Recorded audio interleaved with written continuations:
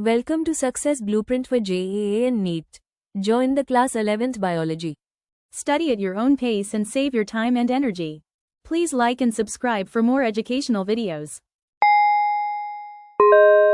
परिचय। बच्चों, हम पौधों के विषय में बहुत सारी बातों का अध्ययन कर चुके हैं। चलो अब हम उच्च पादपों में प्रकाश संश्लेषण के विषय में जानते हैं। प्रकाश संश्लेषण प्रकाश ऊर्जा को रासायनिक ऊर्जा में परिवर्तित करने की एक प्रक्रिया है। इस प्रक्रिया में ग्लूकोज का निर्माण होता है, जो कि पौधों द्वारा अनेक गतिविधियों में प्रयोग किया जाता है। प्रकाश संश्लेषण हरित लवक में होता है। ये हरित लवक पर्णहरिम होता है, जो कि हरे रंग का एक वर्णक है तथा प्रकाश संश्लेषण में भाग लेता है। केल्विन चक्र तथा C4 चक्र दो चक्र हैं, जो कि प्रकाश संश्लेषण की प्रक्रिया में भाग लेते हैं। प्रकाश संश्लेषण की दर प्रकाश की उपलब्धता तथा कार्बन डाइऑक्साइड की सांद्रता इत्यादि से प्रभावित होती है। अतः इस मॉड्यूल के अंतर्गत हम उच्च पादपों में प्रकाश संश्लेषण का अध्ययन करेंगे। उद्देश्य: इस पाठ के अंत में आप निम्न करने में सक्षम हो जाएंगे।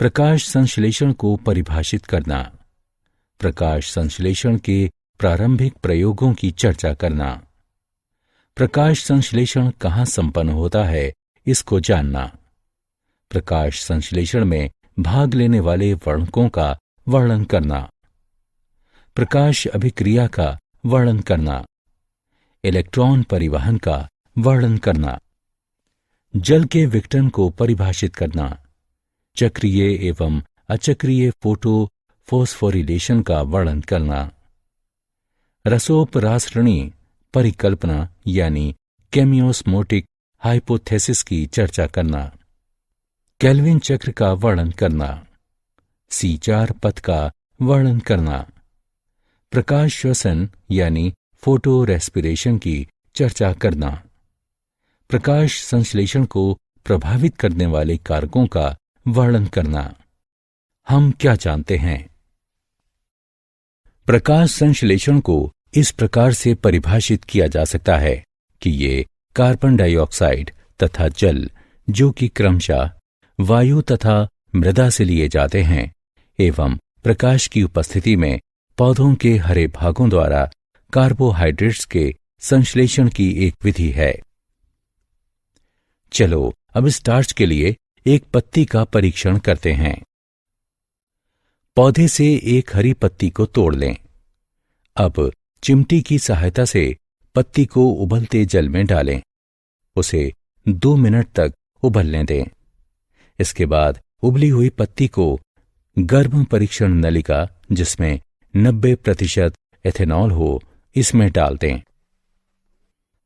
अब गर्भ परीक्षण नलिका को गर्म जल में तब तक पड़े रहने दें जब तक कि पत्ती रंगहीन नहीं हो जाती है। अब पत्ती को निकालकर ठंडे जल से धो लें। अब पत्ती को एक सफेद सतह पर फैला लें। पत्ती पर आयोडीन के विलयन की कुछ बूंदें डालें। ऐसा करने पर पत्ती गहरे नीले रंग में परिवर्तित हो जाएगी, जो स्टार्च की उपस्थिति को दर्शाती है तथा यह सिद्ध करती है कि इनमें प्रकाश संश्लेषण पाया जाता है। प्रारंभिक प्रयोग। प्रीस्ले प्रयोग। सबसे पहले उन्होंने एक जलती हुई मोमबत्ती को बंद बेल जार में रखा तथा देखा कि वो मोमबत्ती जल्दी ही बुझ गई। इसके बाद उन्होंने एक चूहे को बेल जार में रखा तथा देखा कि चूहे का भी जल्दी ही दम घुटने लगा। इन अवलोकनों के आधार पर उन्होंने ये निष्कर्ष निकाला कि चाहे जलती मोमबत्ती हो अथवा कोई प्राणी जो वायु में सांस लेते हैं, वे हवा को क्षति पहुंचाते हैं। जब उसने उसी बेल जार में एक पुदीने का पौधा रखा तो उसने पाया कि चूहा जीवित रहा और मोमबत्ती भी सतत जलती रही। इन अवलोकनों के आधार पर उन्होंने ये निष्कर्ष निकाला कि पौधा वायु को पुनः स्थापित करता है, जिसकी मोमबत्ती तथा चूहे द्वारा क्षति की गई थी। जॉन इंजनहाउस ने यह प्रमाणित किया कि प्रकाश संश्लेषण के लिए सूर्य का प्रकाश आवश्यक होता है। इंजनहाउस ने अपने एक परिष्कृत प्रयोग में एक जलीय पौधे के साथ यह दिखाया कि तेज धूप में पौधे के हरे भाग के आसपास छोटे छोटे बुलबुले बन गए थे, जबकि अंधेरे में रखे गए पौधे के आसपास बुलबुले नहीं बने थे। इन बुलबुलों की पहचान ऑक्सीजन के रूप में की गई। जूलियस वोन सेचस प्रयोग। उसने बताया कि पौधे के हरे भाग में ग्लूकोज बनता है और ग्लूकोज प्रायः स्टार्च के रूप में संचित होता है। T.W. एंजलमैन प्रयोग। उसने प्रिज्म की सहायता से प्रकाश को स्पेक्ट्रमी घटकों में अलग किया और फिर एक हरे शैवाल क्लेडोफोरा को प्रदीप्त किया गया। बैक्टीरिया प्रमुखतः लाल और नीले प्रकाश क्षेत्रों में एकत्र हो गए थे। कॉर्नेलियस वैन नील ने बताया कि प्रकाश संश्लेषण एक प्रकाश आधारित प्रतिक्रिया है। प्रकाश संश्लेषण एक रासायनिक प्रतिक्रिया है। प्रकाश संश्लेषण कहाँ संपन्न होता है? प्रकाश संश्लेषण हरित लवक में होता है, जो कि पौधों के सभी हरे भागों तथा पत्तियों, जो कि प्रकाश संश्लेषण का मुख्य स्थान है, उनमें उपस्थित होता है। प्रत्येक हरित लवक आवरण से घिरा होता है, जो कि 3 परतों से युक्त होता है। वे इस प्रकार हैं: बाह्य झिल्ली, आंतरिक झिल्ली स्थान और आंतरिक झिल्ली।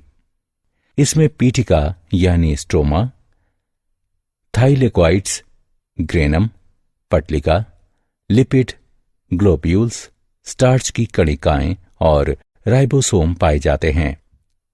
प्रकाश संश्लेषण की 2 अवस्थाएं होती हैं: प्रकाश अभिक्रिया और अप्रकाशी अभिक्रिया।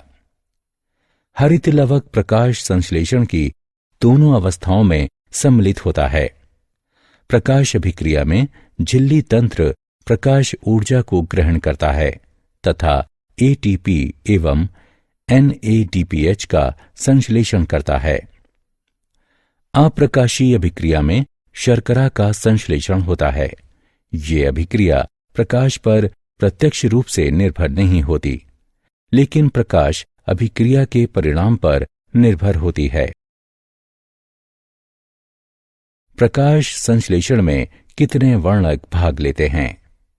हरित लवक वर्णक हरित लवक का कुल 5 से 8% शुष्क भार बनाते हैं। पत्तियों में हम जो हरा रंग देखते हैं वो 4 वर्णकों के कारण होता है।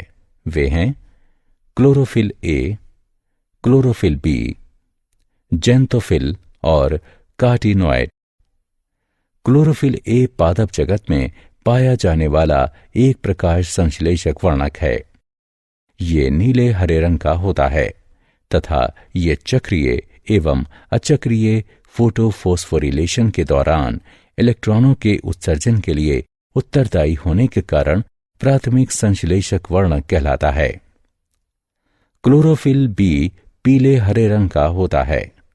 क्लोरोफिल बी स्वयं द्वारा अवशोषित ऊर्जा को क्लोरोफिल ए को स्थानांतरित करता है। इस प्रकार ये एक सहायक वर्णक कहलाता है। कार्टिनोइड तथा जेंथोफिल। कार्टिनोइड लाल पीले तथा नारंगी रंग के लिपिड यौगिक होते हैं। ये प्रकाश ऊर्जा को अवशोषित करते हैं तथा प्रकाश संश्लेषण में उपयोग के लिए इस ऊर्जा को क्लोरोफिल ए में स्थानांतरित कर देते हैं।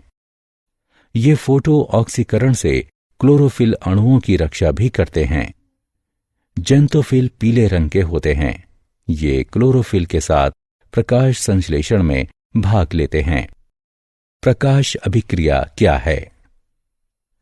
प्रकाश अभिक्रिया में सौर ऊर्जा क्लोरोफिल द्वारा अवशोषित की जाती है तथा अभिक्रियाओं की एक श्रृंखला में एटीपी और NADPH का निर्माण होता है। इस प्रक्रिया में जल का विघटन होता है तथा उपोत्पाद के रूप में ऑक्सीजन का निष्कासन होता है।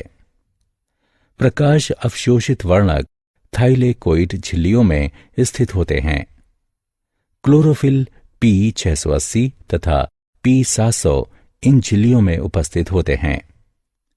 P680 तथा P700 अणु अभिक्रिया केंद्रों या प्रकाश केंद्रों का निर्माण करते हैं।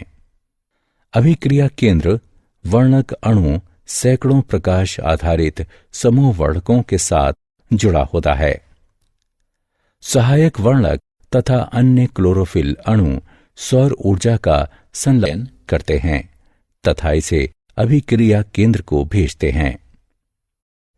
ये लाइट हार्वेस्टिंग या एंटनी अणु कहलाते हैं।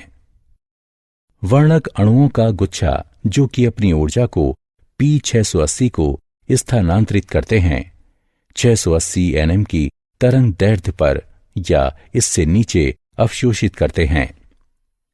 P680 के साथ मिलकर ये फोटोसिस्टम प्रथम या फोटोसिस्टम द्वितीय का निर्माण करते हैं। इसी प्रकार P700 भी वर्णक अणुओं के साथ फोटोसिस्टम प्रथम या फोटोसिस्टम द्वितीय का निर्माण करते हैं जो कि 700 nm पर या इससे नीचे प्रकाश को अवशोषित करते हैं। इलेक्ट्रॉन परिवहन दोनों फोटोसिस्टम इसमें भाग लेते हैं तथा P680 या PS2 द्वारा निष्कासित इलेक्ट्रॉन वापस नहीं आता है, किंतु PS1 की सहायता से ये NADP+ से गुजरता है। PS1 का अभिक्रिया केंद्र के इलेक्ट्रॉन भी लाल प्रकाश की 700 nm तरंग दैर्ध्य को अवशोषित करके उत्तेजित होता है और ये अन्य ग्राही अणु में जिसका अपचयोपचय यानी रिडॉक्स विभव अधिक हो स्थानांतरित होता है। ये इलेक्ट्रॉन्स पुनः अधोगामी गति करते हैं, परंतु इस बार वे ऊर्जा से प्रचुर NADP अणु की ओर जाते हैं। ये इलेक्ट्रॉन्स NADP को अपचयित कर NADPH+ और H+ को बनाते हैं। इलेक्ट्रॉन के स्थानांतरण की ये सारी योजना PS2 से शुरू होकर शिखरो परिग्राही की ओर इलेक्ट्रॉन परिवहन श्रृंखला से होते हुए PS1 तक इलेक्ट्रॉन की उत्तेजना, अन्य ग्राही में स्थानांतरण और अंत में अधोगामी होकर NADP+ को अपचयित कर NADPH+ H+ के बनने तक होती है। ये सारी योजना Z के आकार की होती है, इसलिए इसे Z स्कीम कहते हैं। जल का विघटन ये प्रदीप्त हरित लवक में H2O का हाइड्रोजन तथा ऑक्सीजन में विखंडन होता है। प्रोटीन का एक छोटा कॉम्प्लेक्स फोटोसिस्टम 2 से जुड़ा होता है। ये ऑक्सीजन निर्माण कॉम्प्लेक्स कहलाता है। ऑक्सीजन निर्माण कॉम्प्लेक्स केंद्र जल यानी H2O, ऑक्सीजन, H+ तथा इलेक्ट्रॉन में ऑक्सीकृत हो जाता है। इस प्रक्रिया के दौरान Cl- Ca2+ तथा Mn2+ की आवश्यकता होती है। चक्रीय एवं अचक्रीय फोटो फोस्फोरिलेशन। चक्रीय फोटो फोस्फोरिलेशन जब फोटोन फोटोसिस्टम 1 को सक्रिय करते हैं तब इलेक्ट्रॉनों का एक जोड़ा उच्च ऊर्जा स्तर तक पहुंच जाता है। ये प्राथमिक ग्राही द्वारा ग्रहण किए जाते हैं जो कि इलेक्ट्रॉन परिवहन तंत्र से होकर गुजरते हैं तथा अंततः क्लोरोफिल P700 यानी PSI में वापस लौट आते हैं। प्रोटॉन प्रवणता ATP के संश्लेषण को सक्रिय बनाता है। यह प्रक्रिया चक्रीय होती है, अतः ये चक्रीय फोटोफोस्फोरिलेशन कहलाती है। अचक्रीय फोटोफोस्फोरिलेशन। ये हरे पौधों में पाया जाता है तथा इसमें पीएस प्रथम तथा पीएस द्वितीय फोटो सिस्टम दोनों ही सम्मिलित होते हैं। इस अवस्था में दोनों फोटो सिस्टम प्रदीप्त होते हैं तथा NADP+ से P680 तक इलेक्ट्रॉनों का नियत प्रवाह होता है। रसोपरासरणी परिकल्पना, केमियोस्मोटिक हाइपोथेसिस। रसोपरासरणी परिकल्पना हरित लवक में ATP संश्लेषण का वर्णन करती है। रसोपरासरणीय के लिए एक झिल्ली, एक प्रोटॉन पंप, एक प्रोटॉन प्रवणता तथा ATPH की आवश्यकता होती है। थाइलेकोइड झिल्ली में प्रोटॉन झिल्ली के अंदर, जो कि अवकाशिका यानी ल्यूमेन में स्थित होती है, उसकी तरफ संग्रहित हो जाते हैं। प्रोटॉन प्रवणता निम्नलिखित कारणों के कारण विकसित होती है। जल विघटन अभिक्रिया झिल्ली की आंतरिक सतह में होती है, इसलिए इस अभिक्रिया में निर्मित हाइड्रोजन आयन अवकाशिका यानी ल्यूमेन में संचित हो जाते हैं। फोटोफोस्फोरिलेशन के दौरान जब इलेक्ट्रॉन वाहक अणु स्वयं के इलेक्ट्रॉनों को झिल्ली की अंतरा सतह में स्थित इलेक्ट्रॉन वाहक को भेजता है, तब प्रोटॉन झिल्ली की अंतरा सतह यानी अवकाशिका में मुक्त होते हैं। NADP रिडक्टेस एंजाइम झिल्ली के स्ट्रोमा की ओर होता है। PS1 के इलेक्ट्रॉन ग्राही से आने वाले इलेक्ट्रॉन्स के साथ साथ प्रोटॉन NADP को NADPH+ में अपचयित करने के लिए आवश्यक होता है। ये प्रोटॉन पीटिका स्ट्रोमा से ही आते हैं। परिणाम स्वरूप स्ट्रोमा में उपस्थित प्रोटॉनों की संख्या घट जाती है तथा अवकाशिका में उपस्थित प्रोटॉनों की संख्या बढ़ जाती है। इसलिए थाइलेकोइड झिल्ली के आर पार एक प्रोटॉन प्रवणता स्थापित हो जाती है। प्रोटॉन प्रवणता के टूटने पर ऊर्जा मुक्त होती है।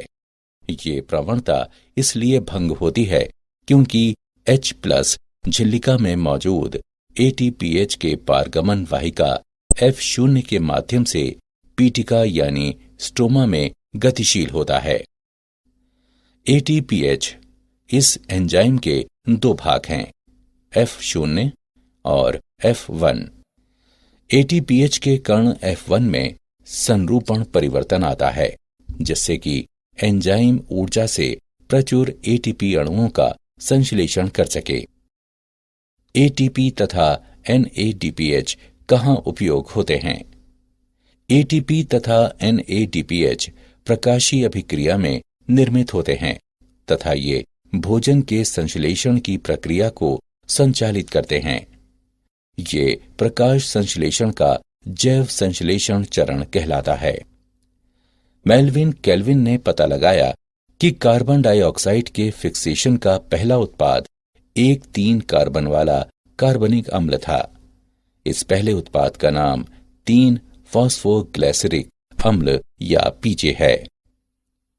कुछ पौधों में कार्बन डाइऑक्साइड के फिक्सेशन के पश्चात प्रथम उत्पाद के रूप में एक अम्ल ऑक्सैलो एसिटिक अम्ल अथवा OAA पाया जाता है। CO2 के प्राथमिक ग्राही अणु एक 5 कार्बन वाला कीटो शुगर यानी शर्करा था। ये रिब्यूलोज 1 से 5 बाइफॉस्फेट यानी RUBP था। केल्विन चक्र में 3 अवस्थाएं होती हैं, जो कि निम्न प्रकार हैं: कार्बोक्सिलीकरण, रिडक्शन यानी अपचयन, रीजनरेशन यानी पुनरुद्भवन। कार्बोक्सिलीकरण में कार्बन डाइऑक्साइड यानी CO2 5 कार्बन अणु जिसे RUBP कहते हैं, इनके साथ संयोजित होता है तथा परिणाम स्वरूप 6 कार्बन वाला अणु बनता है, जो कि अस्थिर होता है तथा तुरंत ही 3 कार्बन अणु 3 फॉस्फोग्लिसरेट में परिवर्तित हो जाता है। रिडक्शन यानी अपचयन प्रतिक्रियाओं की एक श्रृंखला है जिसमें ग्लूकोज बनता है। इस चरण में प्रत्येक CO2 अणु के स्थिरण हेतु ATP के 2 अणुओं का उपयोग फॉस्फोरिलेशन के लिए तथा NADPH के 2 अणुओं का उपयोग अपचयन हेतु होता है। पथ से ग्लूकोज के एक अणु को बनाने के लिए CO2 के 6 अणुओं के यौगिकीकरण तथा चक्करों की आवश्यकता होती है। रीजनरेशन यानी पुनरुद्भवन अविरत केल्विन चक्र के लिए RUBP के अणु का रीजनरेशन यानी पुनरुद्भवन आवश्यक होता है।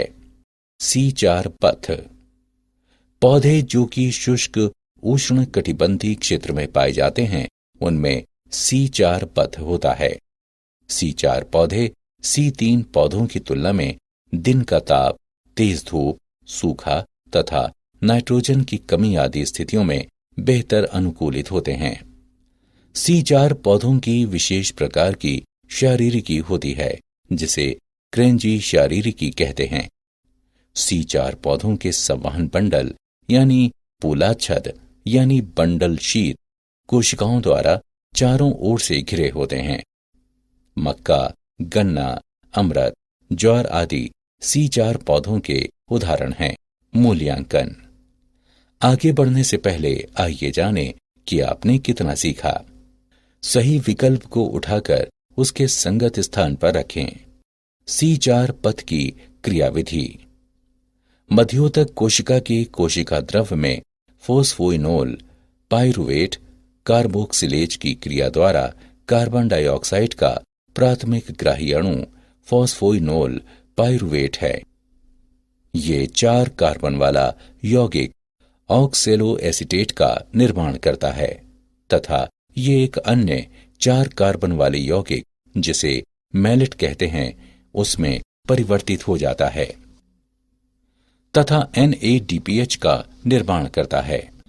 अब मैलेट यानी पुलाच्छद बंडल शीत कोशिकाओं को स्थानांतरित हो जाता है।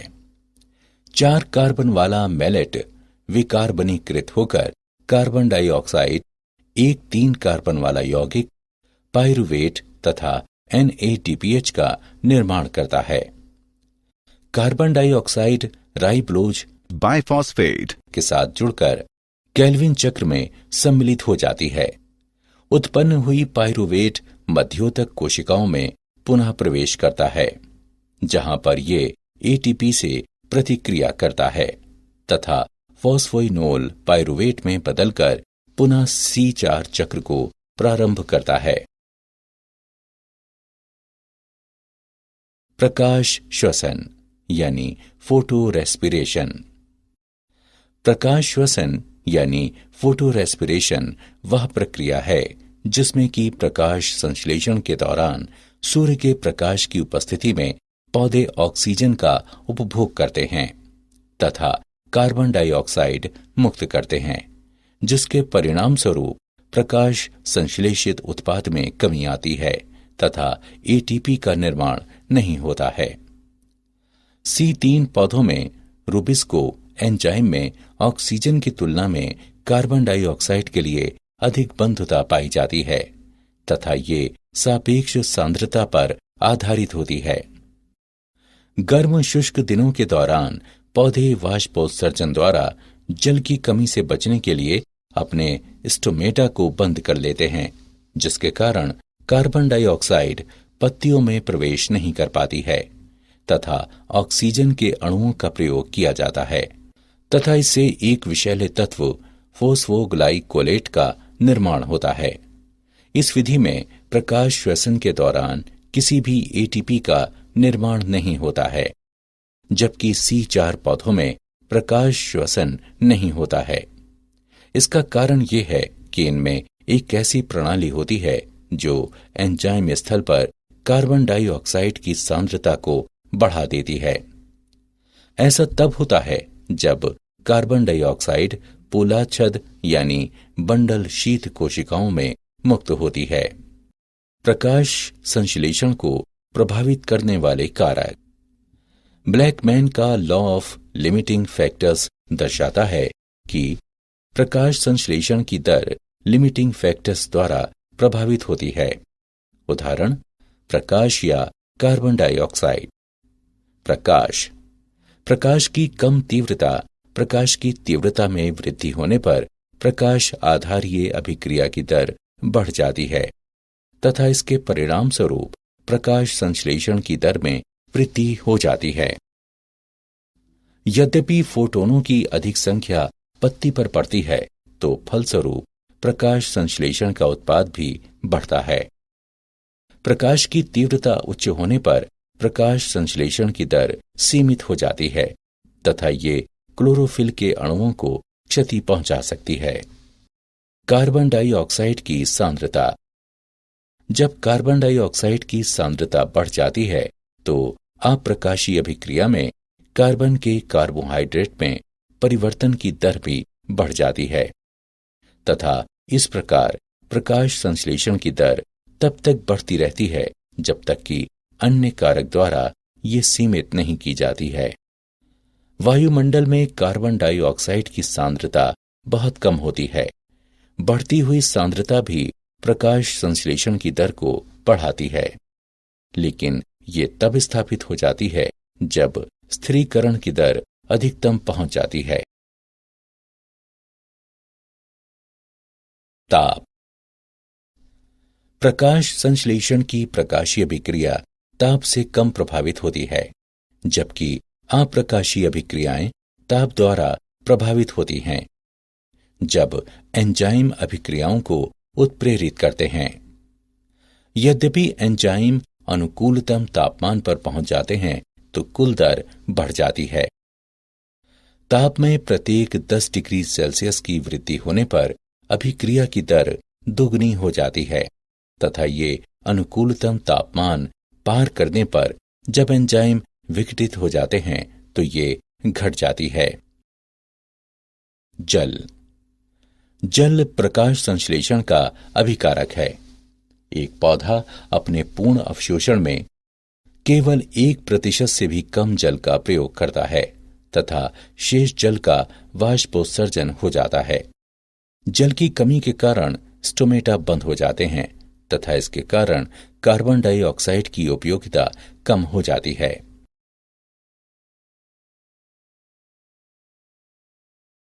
क्या आप जानते हैं, फफूंदनाशी प्रकाश संश्लेषण को बढ़ाता है, जिससे संभावित उपज भी बढ़ जाती है। शोध से ये पता लगा है कि फफूंदनाशी में F500 पाया जाता है, जो कि पौधों को वातावरण के आघातों के विरुद्ध सहायक बनाता है। जेनिफर हॉलैंड PhD ने कहा है कि प्रकाश संश्लेषण पौधों में ऊर्जा उत्पत्ति का एक चालक इंजन है। सारांश। आइए हमने जो कुछ सीखा है उसे संक्षेप में दोहराएं। प्रकाश संश्लेषण कार्बन डाइऑक्साइड तथा जल, जो कि क्रमशः वायु तथा मृदा से लिए जाते हैं, एवं प्रकाश की उपस्थिति में पौधों के हरे भागों द्वारा कार्बोहाइड्रेट्स के संश्लेषण की एक विधि है। प्रकाश संश्लेषण हरित लवक में पाया जाता है, जो कि पौधों के सभी हरे भागों में उपस्थित होता है। पत्ती में हम जो रंग देखते हैं वो chlorophyll A, chlorophyll B, xanthophyll तथा कार्टिनॉइड के कारण होता है। प्रकाश अभिक्रिया में सौर ऊर्जा क्लोरोफिल द्वारा अवशोषित की जाती है तथा अभिक्रियाओं की एक श्रृंखला में ATP और NADPH का निर्माण होता है। इस प्रक्रिया में जल का विघटन होता है तथा उपोत्पाद के रूप में ऑक्सीजन का निष्कासन होता है। इलेक्ट्रॉन P680 या PS2 द्वारा निकाले जाते हैं तथा PS1 की सहायता से ये NADP+ से गुजरते हैं। यह प्रक्रिया अचक्रीय फोटोफोस्फोरिलेशन कहलाती है। केल्विन चक्र की 3 अवस्थाएं कार्बोक्सिलीकरण, रिडक्शन यानी अपचयन तथा रीजनरेशन यानी पुनरुद्भवन होती हैं। C4 पौधों की विशेष प्रकार की शारीरिकी होती है जिसे क्रेंजी शारीरिकी कहते हैं तथा कार्बन डाइऑक्साइड का प्राथमिक ग्राही अणु फॉस्फोइनोल पाइरुवेट है।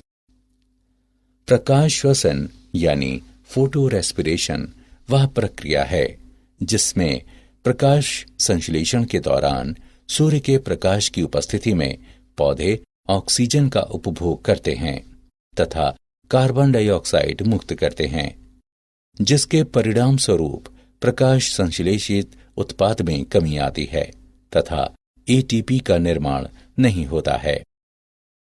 For chapter-wise notes, MCQs and mind maps, please visit www.success.org.in or use free mobile app. Please subscribe and like for more education videos. Thank you.